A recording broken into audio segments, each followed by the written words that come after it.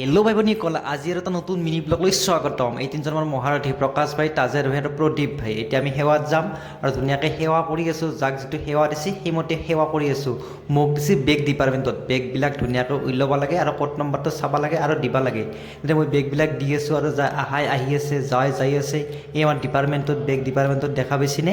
আৰু এইবিলাক code number চাব লাগে আৰু উলিয়াই দিব লাগে। দেখা পাইছেনে? আৰু আজি বাপদাদাক চিঠি দিম। বাপদাদাই আমাক কি গিফ্ট দিব।